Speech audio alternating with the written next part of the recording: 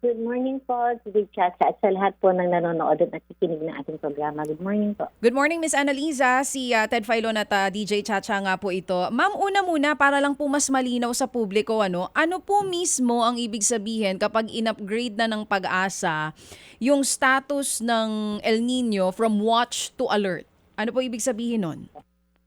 Apo. So, pag El Nino watch po is for you to be aware and be prepared kapag yung conditions po ay favorable for a chance of El Nino within the next 6 months, which is around 55%. And then, nag-elevate po tayo into an El Nino alert to take early action. Yun po ang ibig sabihin nun.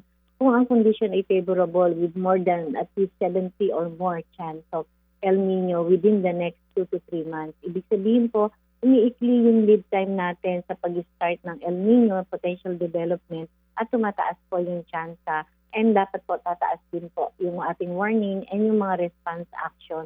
Yun po yung kaakibat ng tinatawag nating El Nino alert. Oo, so nabago po ito, no? Kasi naalala ko, nung una po naming makausap ang Pag-asa, ang sinasabi nila, bandang last quarter pa daw papasok itong El Nino. So ngayon po, napaaga at sure na may El Nino po talaga. Anong buwan po ito papasok, ma'am? Yes po, Miss DJ Chacha. So usually po kasi historically yung prior po, yung latter portion ng year nag-start ang El Nino, but then may mga instance po na nagsisimula po during habagat season natin and possible po potential development ay mga around June, July, August 2026 season. So nabago po siya ngayon. Ano pong dahilan nun? Dahil sa climate change? Hindi naman siya nabago. Mhm. Tumataas lang yung probability. Ah, Hindi siya nababago, tumataas lang yung probability. So tinitingnan natin yung posibilidad na nung time na yon, medyo mataas ang possibility by end of the year. Pero mas tumaas ang chances na nitong June, July, August. But still, yung end of the year ay El Nino na kung possible po na mag-develop na ito. Okay. Sabi nyo nga po sa nitong mga nakaraan, 79% po yung chance na mabubuo yung El Nino. Pagsapit po yan ng June hanggang August, meron po bang indicators na dapat tignan ng tao na talagang malapit na po tayo sa El Nino? Well, ang tinitingnan po natin, ang minomonitor po ng DOST Pag-asa is yung pag-init ng temperatura ng Tropical Pacific. So yun po yung indikasyon na kapag nagkaroon ng pagbabago sa ibabaw ng dagat, ng pag-init nun, so magre-response po yun dun sa atmosphere and then yung hangin po, magdadala ito ng impact or effect sa ating climate pattern. So kapag ganito po, usually ay medyo matindi po yung ating habagat kasi po nag-e-enhance po ng habagat season lalong-lalo na po may mga bagyong nade-develop na nagre-recurve po na malapit po dito sa may eastern side ng ating Luzon area. So yun po yung posibleng magpa-enhance ng habagat and then after po ng ating habagat season, potential naman po yung mga malalakas na mga bagyo of typhoon and super typhoon category na hindi natin masasabi kung ito ay mapaminsala na dulot ng maraming ulan o posibleng wala namang ulan pero napakalakas ng hangin. And then makakaranas din tayo ng mga tinatawag nating dry spell and drought, yung merong malaking kabawasan sa tubig ulan in some areas ng ating bansa. So habang yung iba may mga ulan, yung iba naman po ay natutuyo or nababawasan ng tubig. Oo, nabanggit niyo po yung mga lugar na posible nga po nga at maapektuhan itong El Nino. Pero ma'am, ito po bang El Nino na mararanasan natin starting June, weak po ba yan o posibleng maging strong pa? At ano pong kinaibahan ng weak El Nino dun sa ayaw naman natin mangyari na strong El Nino? Opo. So it could start as a week event by June, July, August 2026. Pwedeng maka-reach ka ng moderate to strong El Nino by September, October, November season. And nandun pa rin po yung posibilidad na pwedeng maging strong to very strong by October, November, December or yung first quarter ng 2027. So ngayon po is mas mataas pa naman yung confidence natin for being moderate to strong El Nino by September, October, November po. Kapag ka po strong El Nino ang talagang dumating po dito sa ating bansa, ano pong possible effects nito? Mas matitindi pa na mga bagyo yung mararanasan po natin? Opo, historically kasi kapag merong weak, moderate or strong El Nino ay nababawasan po ang bilang ng ating bagyo. Pero yung pong mga bagyo na dumadaan sa atin is mostly ay typhoon at super typhoon category. So posibleng mabawasan yung frequency ng bagyo But then yung intensity naman po ay medyo typhoon at super typhoon category. Ibig sabihin posibleng mapaminsala po yung lakas na hangin na dulot nito. And then later po, yung mga ibang lugar, kapag wala na po yung panahon ng tag-ulan or habagat, ay posibleng namang pong maapektuhan ng mga rainfall deficit na medyo magiging significant kung ito pa ay magtutuloy-tuloy or magpo-prolong siya, that might lead into dry spell and drought. Oo. Ma'am Annaliza, ito po bang mga nagdaang bagyo dito sa Pilipinas na malalakas? Nung po ba mga panahon na yon na ay nakakaranas din tayo ng El Nino? Kaya po ganun katindi yung naging epekto nito? Yung mga super typhoons Well, talaga natin?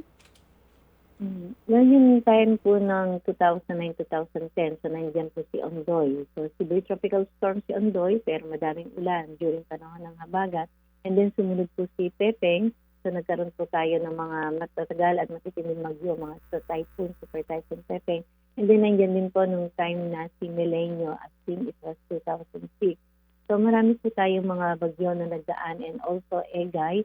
So yun po yung mga naging mapaminsalang mga bagyo during panahon ng El Nino at habagat at yung katapusan ng habagat or papunta tayo sa amihan. Oo. So for example, ito pong Ondoy, during that time na tumama po ito, strong El Nino po ang nararanasan natin sa bansa natin. Yes po, yung time na yun. So ito na po ang dapat na Opo, paghandaan ngayon ng publiko at ng gobyerno, kaya maaga pong nagbibigay ng abiso ang Pag-asa na yes, mababawasan yung bilang ng mga bagyo na dadaan sa bansa natin, pero kahit kakaunti, Pero super typhoon or typhoon po yung ma-experience sa mga kababayan natin. yes po. It- Mhm. Are Opo, there... kung babalikan Mhm. natin yung Yes po. Sige po, ma'am. kung babalikan natin yung 2023-2024, so moderate to strong El Nino yun. So 11 ang bagyo, but 7 out of 11 typhoon at super typhoon ang ating mga category that time. So even though no two El Ninos are alike, hindi pwedeng pare-pareho ang mga impact niya, but then it could happen po dun sa mga lugar na posibleng maapektuhan. Ma'am, curious lang ako, nung hindi pa matindi po ang climate change, ganito na rin po ba kadalas yung pagtama ng El Nino dito sa ating bansa? Talagang taon-taon na? Mm-mm. Usually po kasi ang El Nino, it will happen every 2 to 7 years. Okay. Ang napapansin po natin with the global warming po, dahil umiinit nga po yung temperatura ng karagatan. So ibig sabihin sa global warming, malaki ang contribution ng ocean warming kaysa yung surface warming kapag po merong El Nino. At ang nangyayari po, before year 2000 kasi yung mga strong El Nino natin, every 15 years po siya nagaganap o bumabalik. Pero ngayon, with global warming as a result of climate change, parang less than 10 years nagkakaroon na tayo uli ng mga strong El Nino. So, umiikli po yung panahon ng pagkakaroon ng mga strong El Nino natin sa ngayon. So from 10 years, naging every 3 years na po sa ngayon? Mga every 7 or every 10 at every 15 years. Kagaya po ng 97, 98 El Nino. And then ngayon, nagkaroon tayo ng last strong El Nino 2015, 2016. So nagkaroon din po tayo ngayon ng 2020, 2024 moderate to strong.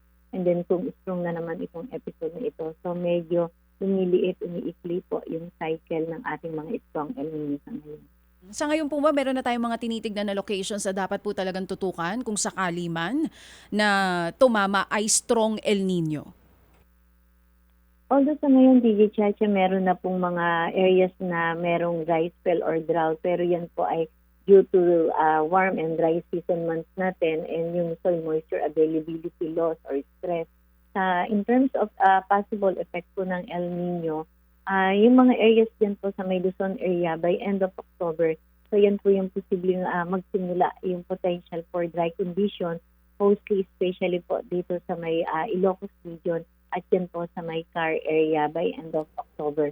And then habang nagkakaroon po tayo ng mga habagat season, may mga potential din po yung for dry condition yung ibang areas natin sa Visayas at Mindanao. So later part of the year, after po ng habagat, papunta sa amihan, so dun po natin na unti-unting makikita yung potential na malawakan na mga kabawasan sa tubig ulan sa ating bansa. Sa ngayon po na init na ito na ating nadarama sa Metro Manila, ano po ang klasifikasyon nito sa El Nino? Ngayon po, Sir Ted, ay wala pa pong direktang epekto ito dito sa El Nino dahil sa gagaling po natin sa La Nina. So last March po ay, last March 9 ay naglabas po tayo ng final La Nina advisory and nakikita po natin meron pa rin pong mga areas na mga hindi gaanong kataas ang ating mga heat index or alinsangan sa ngayon at hindi po siya widespread. Kung kukumpara natin last year at nung pong 2023 at 2024 na may Opo. Sa pagpasok ko, kung sakasakali ng strong El Nino, ano po ang temperatura na inaasahan doon? Sir, well, ang makita natin, Sir Ted, sa next warm and dry season months po, kung magpo-prolong itong El Nino at maging strong, so dun po natin makikita na potential pa rin yung mga widespread na mga matataas ang temperature, yung daytime temperature at yung pong alinsangan at heat index, and magiging possible po kung may mga areas po kasi na nagkaroon ng mga record-breaking na mga temperatures na observation yung 2024 po na El Nino. So, yun po yung mga possible or potential kung sakali pong mag-prolong ito at maging strong El Nino. Sa record po ng Pag-asa, ano ang pinakamataas na temperatura at saka heat index na naramdaman sa Pilipinas at sa parte ho ng bansa sa pagkakaroon natin ng strong El Nino? Sunod po, Sir Ted, ay dyan po sa may parte ng Cagayan area noong 1942, I think, at saka 1969 po dyan sa may Tugigara sa Cagayan. So, usual mga around 42 po yun. So, meron po tayong mga El Nino. And then, noong 23, 24, meron po tayong strong El Nino. Nakapagtala naman po tayo ng mga around 57 po na heat index or mataas na heat index. I think yan po sa may parte ng Catanduanes area. So, yun po mga possible na yun at may mga widespread na mga matataas na heat index, particularly dun sa mga coastal areas natin. Yun po ay imminent siya or possible po. Yun na po ang pinakamataas, 57? Na heat index po. Opo, na Yes, alinsangan? Wow. Ma'am, ito pong nangyayari ngayon ng mga sunog, forest fire at maging itong mga sunog diyan sa mga landfill at mga garbage dump. May effect ho ba ito sa global warming sa El Nino? Actually, Sir Ted, not necessarily sa El Nino or maybe sa global warming kasi meron po tayong increasing trend talaga ng pagtaas ng temperatura at hindi lang po during daytime at hindi nighttime temperature. So, ibig sabihin po, talaga nag-accumulate in heat. So, yun naman po sa pagkakaroon ng mga fire, yung landfill at forest fire. Although, meron siyang tinatawag na yung fire triangle na kailangan po ay yung tatlong key ingredients na yun ay naindiyan. At isa po doon is yung weather parameters na kailangan ay favorable po yung condition. And yung po kasi sa landfill at dun sa forest fire, for example, magkakaiba naman po yung mga fuel loadings niya. And iba-iba din po yung talagang mga threshold or startup values to startup fire. So ang kailangan talaga po natin ay mga paalala, paabiso na kapag napakainit at medyo galing sa tuyo ang ating mga kalupaan, kailangan po talaga na huwag tayong basta-basta magtatapon ng mga upos ng sigarilyo. Kasi usually po yan ay man-made po yan. Opo, sige po. Ma'am, ito po mga pangyayaring ito ho ba ay natural phenomenon na walang magagawa ang sangkatauhan? Yes po, Sir Ted. It's a natural cycle po ng ating climate system, yung El Nino at La Nina. Kumaga, Sir Ted, ito yung balance ng nature na pag galing ako sa mainit, so kailangan magpalamig. So yung nature has its own way to balance itself. So yun po yung kanyang pagbabalance. Opo, so ito ho talaga ay kalikasan and walang magagawa ang sangkatauhan dito. Yes po. So na-exacerbate lang po or medyo mas yung mga impact ay mas nagiging matindi dahil na rin po syempre due to human activity. So yun po yung kailangan na meron tayong magawa na in terms of this natural phenomena, yung paano po tayo magkaroon ng preparation at intervention at least mabawasan yung impact sa atin. For example, kung meron mga heavy rainfall events, so kailangan iwasan po natin na maging bahain yung ating mga lugar na kung saan pwede pong gawin yun ng ating mamamayan. Opo, sige po. Ma'am Annalisa Solis, muli po salamat sa inyo pong paliwanag at kami po'y muli natuto po sa ating pong mga pinag-uusapan na napaka-importanteng paksang ito. Salamat po, ma'am. Good morning, sir. Opo, thank you. Si Ma'am Annalisa Solis ang siyang pinuno ng Climate Monitoring and Prediction Section ng DOST Pag-asa. Sa iba pang mga balita at impormasyon, sundan niyo po kami sa X, Instagram, Facebook at syempre sa TikTok, True Network PH. Mag-subscribe din po kayo sa aming YouTube channel, True Network. May website din po tayo, truenetwork.ph at pwede niyo rin po kaming mapanood sa Channel 19 ng aming True FM TV. Lagi pa rin makinig sa radyo dito po sa 105.9 True FM dahil dito, laging true sa'yo, kapatid. Dito tayo sa totoo, tunay at tapat.